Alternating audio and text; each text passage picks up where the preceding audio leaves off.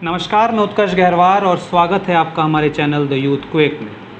Middle east का एक छोटा सा देश है लेबनान। इसकी राजधानी है बेरूत। 4 अगस्त के पहले तक बहुत कम लोगों को इस देश के बारे में जानकारी रही होगी, या जिन्होंने इसके बारे में पढ़ा होगा वो ज़रूर वाकिफ़ होंगे। अचानक ऐसा क्या हुआ कि यह देश लाइमलाइट में आ गया। 4 अगस्त को शाम 6 बजे लेबनान की राजधानी बेरूत के बंदरगाह के पास स्थित एक वेयर हाउस यानी गोदाम में तेज़ धमाका हुआ। बताया जाता है कि यह धमाका वहां रखे पटाखों में लगी आग के कारण हुआ, जिससे एक तेज़ धुएं का गुबार आसमान में उठा। जब तक लोग समझ पाते 6:08 पे दूसरा तेज़ धमाका हुआ और लोग दहल उठे। धमाका इतना तेज़ था कि यह चारों ओर फैल गया और 200 किलोमीटर तक लोग प्रभावित हुए।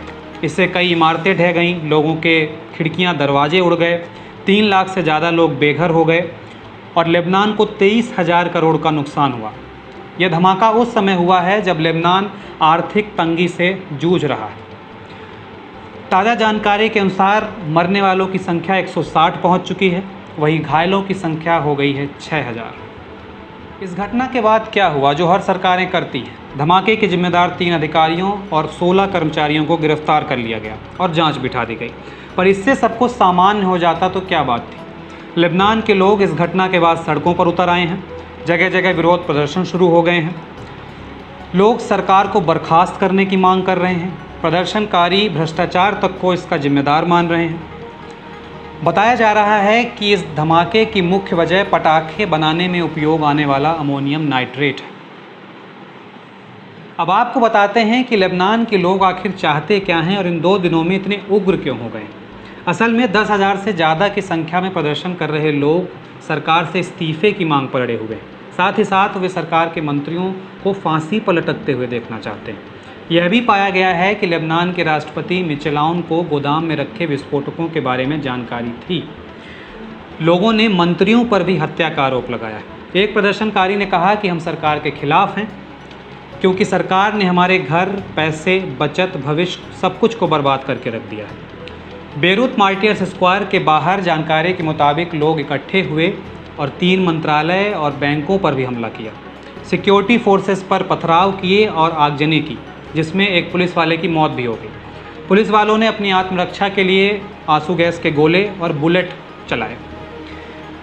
लोगों का कहना है कि यह हमारा सरकार के खिलाफ बदला है, क्योंकि इस घटना के लिए यही लोग जिम्मेदार हैं। ताज़ा जानकारी के मुताबिक हिंसा में अब तक 20 लोगों की गिरफ्तारी हो चुकी है और 200 से ज़्यादा लोग घायल बताए जा रहे हैं। अब इसमें सरकार क्या कर रही है? लेबनान के प्रधानमंत्री हसन दायब ने इस घटना को देखते हुए जल्द चुनाव कराने का मन बना लिया है।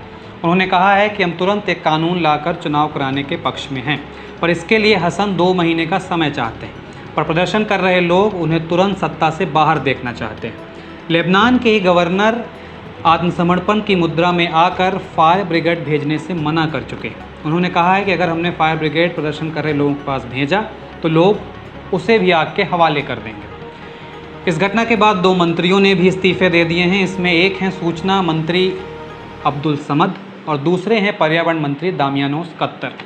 इन्होंने लोगों की आकांक्षाओं पर खरा न उतरने को इस्तीफे का कारण बताया है।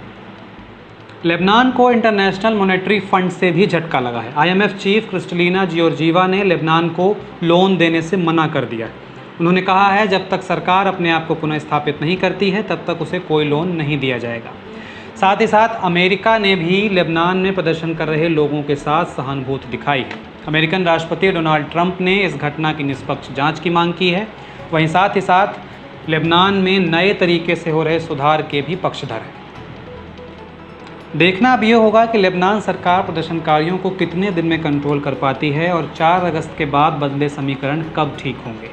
कहीं न कहीं इस धमाके के बाद आर्थिक तंगी से जूझ रहा लेबनान और कमज़ोर हुआ है। देखना यह भी दिलचस्प होगा कि इस घटना के बाद उग्र हुए प्रदर्शन से धधक रहा लेबनान कब शांति की ओर कदम बढ़ाएगा। मगर मौजूदा हालत को देखते हुए यह कहना काफ़ी मुश्किल लग रहा है। तो आज के हमारे इस वीडियो में इतना ही। अगले वीडियो में एक नए विषय के साथ आपसे रूबरू होऊंगा।